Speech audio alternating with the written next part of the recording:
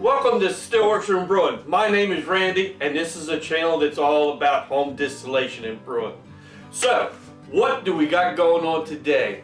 Okay, so today we're going to do a little bit of an informational video, and what it's about is it's going to be geared toward the people that wants to get into the hobby, but they're checking it out. Some of the people just get started in the hobby. And hopefully you guys that's been in the hobby for a while will enjoy watching it too.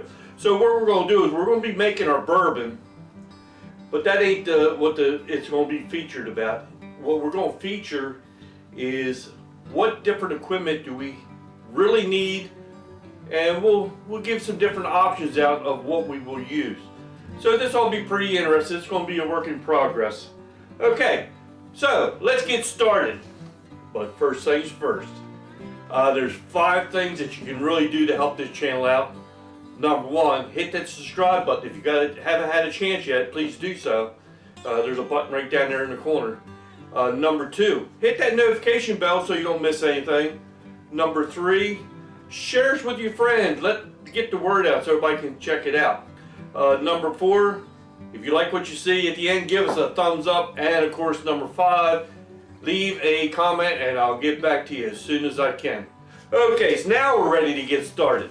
Okay, so the very first thing that you're going to need when you get started is, well, you need a recipe. Okay, and then along with the recipe, you're going to need a notebook to keep all your recipes in. Every time I have a worksheet that I use every batch that I make.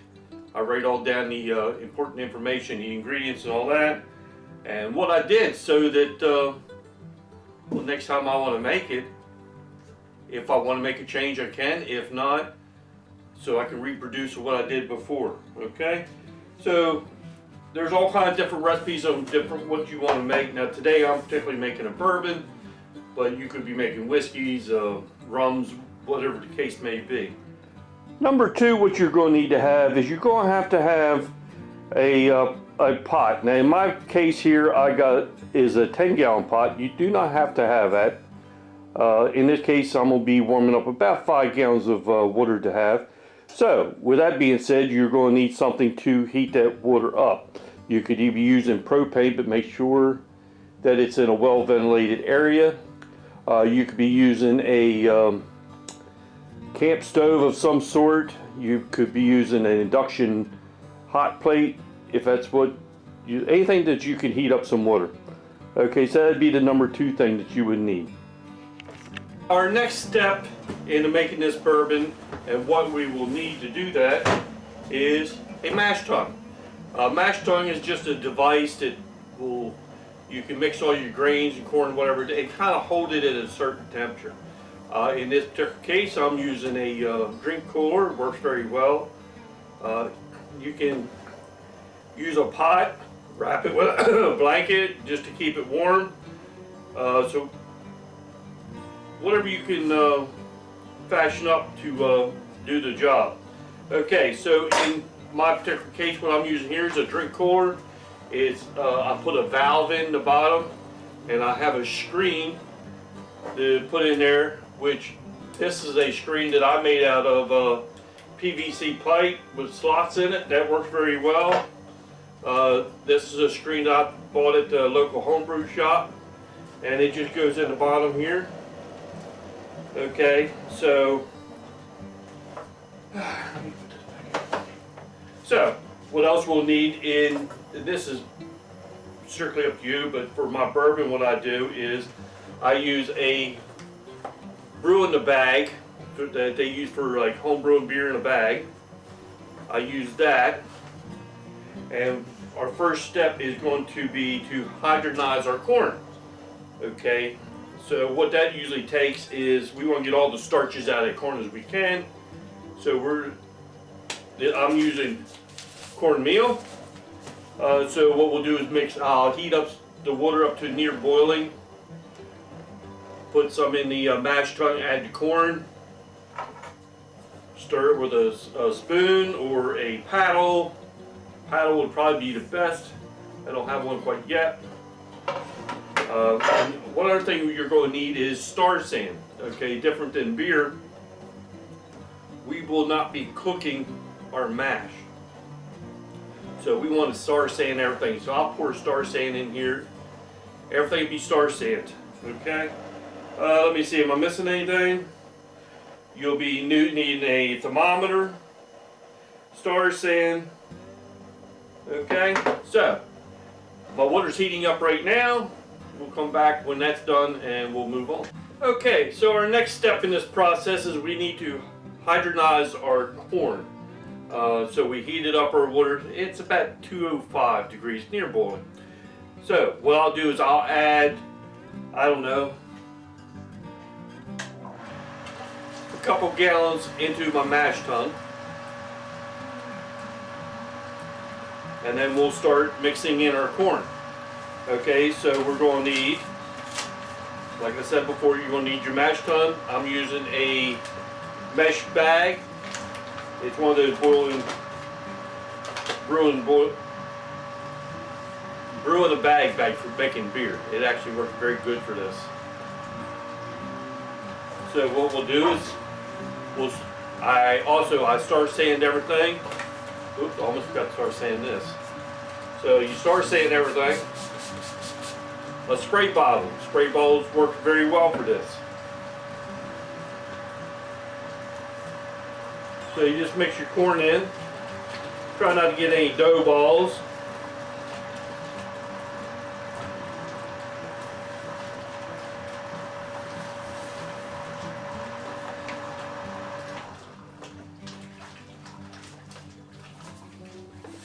Me, myself, I found that cornmeal works very well. Like everybody says, there's 1,000 ways to do something. This is just my way. So there's one bag.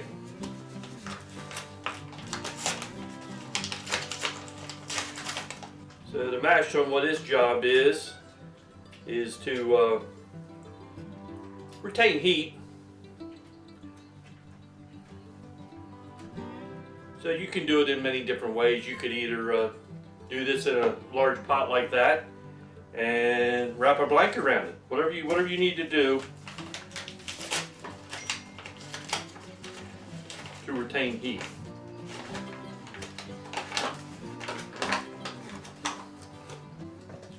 Okay, so we got all our water mixed in, and you'll notice it's like a thick porridge. Okay, so there's a couple things we need to do right now. Number one is we need to take our temperature. This is there's any different kind of thermometer you could use to check the temperature. That will work just fine. So our temperature right now is about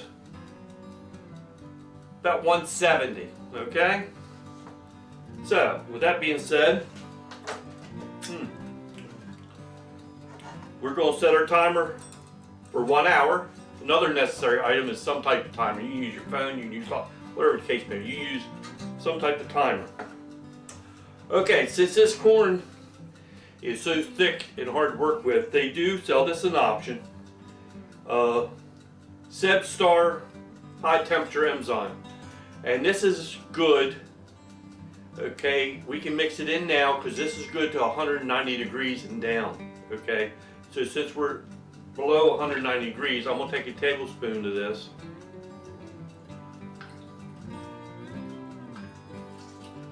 And we're going to mix that in. And that will help start enzymes to start breaking them starches down into sugar. And in turn, what that will do is really loosen it up. You'll be surprised how much it loosens up. So remember how thick it was when I put it in there. Because if we put our grains in right now, and the reason we're using grains is to convert them starches over into fermentable sugars. If we put them in now, it'd kill the enzyme. So we can't put that into about 153 degrees, right? And I mean you can. So we'll show you what this looks like in about an hour, or once it drops down to 153. So that's our magic numbers. We need 153 155, 153 degrees. All right. So let that high temperature enzyme and all that do its job. We're going to put a lid on it, and we'll be back in a little while. We're about 25 minutes in, and just see where we're at.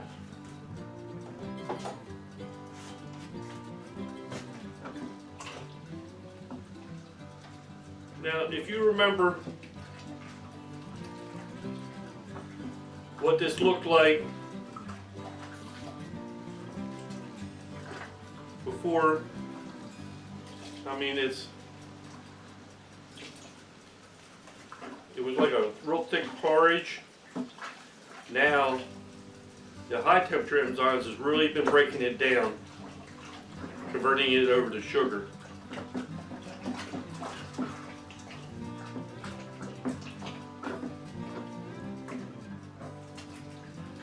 Let's see what our temperature is.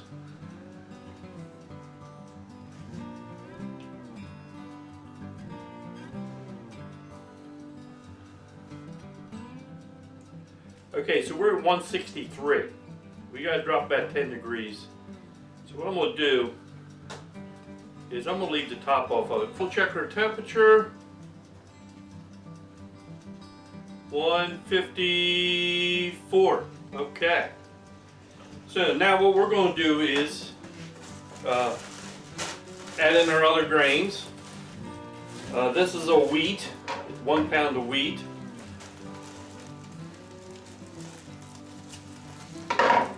One pound of wheat.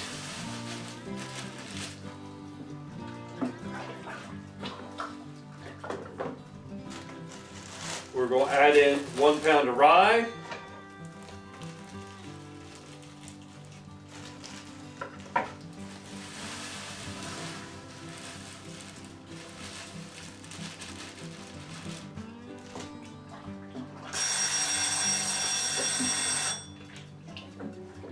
And 1 pound of sucrose.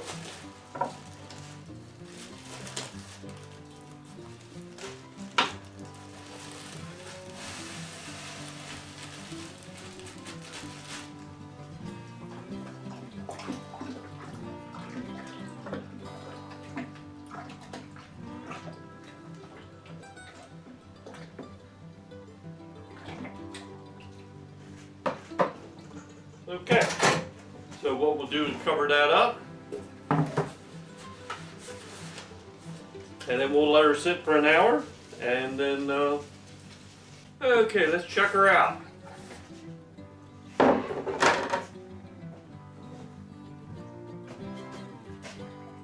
mean, it's just like liquid now. All right, so what we're going to do is get some stuff out of the way.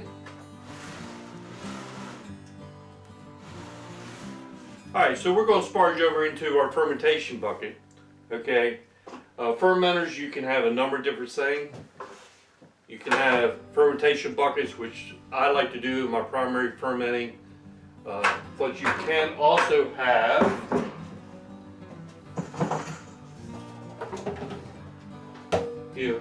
fermenting jugs. Or you could have chronicle fermenters. There's many choices. The fermentation buckets with a nice lid, that is a very inexpensive, and it does a fantastic job. Okay, so my next step now is I need to drain this liquid over into my fermentation bucket, and then I'll flush the grains in that corn out with some water to try to get some more of the sugars out. Now, one thing I'm going to do, just because, is I have this column here, screen here, and I'm adding some pipes to it just so it sits on the bucket. So if we get any corn coming out, you want to try to keep your disc as clean as you can. So, all right, let's start sparging this over.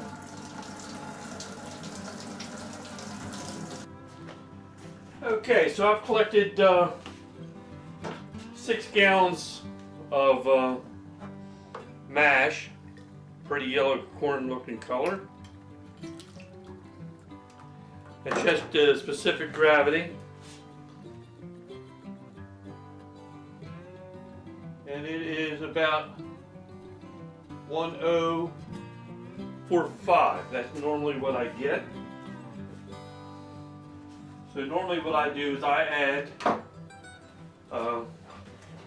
4 to 6 pounds of sugar just to boost my gravity up a little bit. So let's add in 4 pounds and then we'll check it.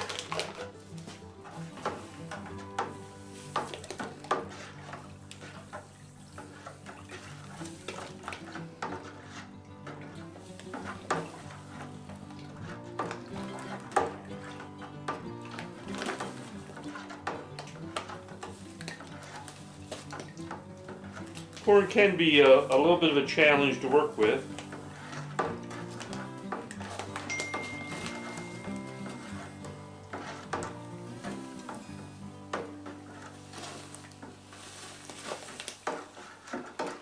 I've done this I've done this bourbon a number of times. It's always been very delicious.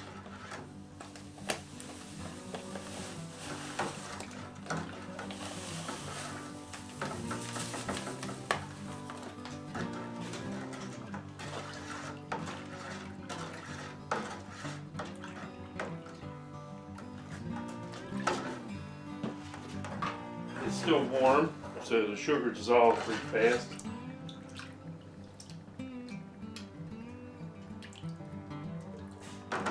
Let's see what we got now.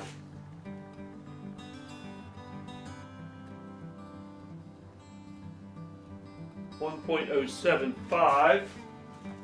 I'm gonna put just about another pound in. I would like to get to 85.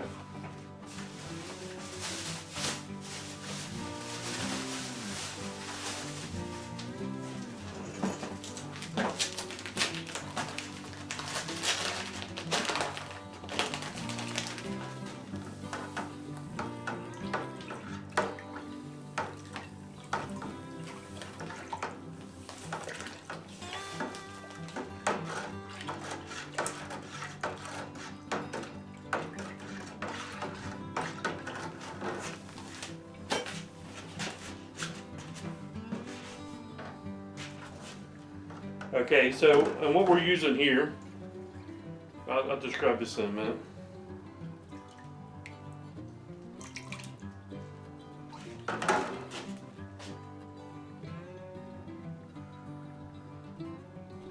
Okay, at 1.085, I'm gonna leave it right there. That is gonna be perfect.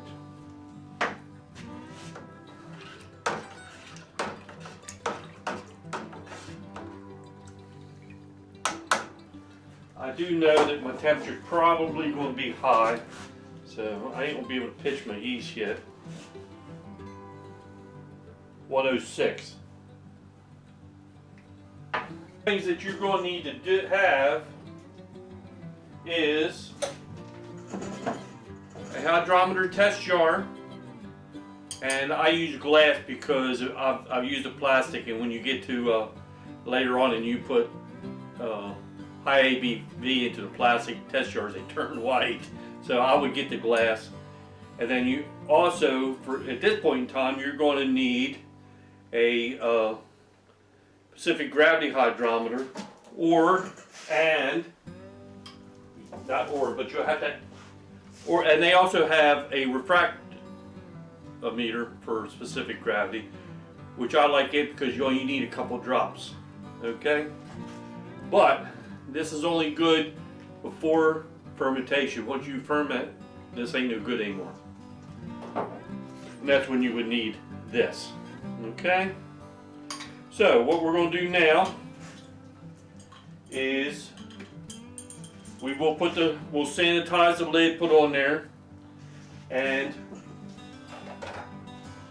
you will need a airlock, and or they come in different kinds. Now sometimes with these higher gravity things just like this, is they can get very violent in the very beginning. So if you take the 3-piece airlock, you could take a piece of clear tube and put this down into like a quart jar with some water in it, and if it does get a little violent, it won't make a total mess everywhere. And then usually what I'll do the next day, then I'll put in the normal bubbler airlock. Okay, so my mash's temperature is a little bit high, as like 106. So what I did is I put it in my fermentation room, let it cool down to below 90, and then I'm going to use Daddy's yeast for that, about 2.5 tablespoons of Daddy's yeast, and then we'll let it ferment for 7 to 10 days, and then we'll be moving on to distilling. Okay, so I would like to thank you for stopping by, and we'll see you next time.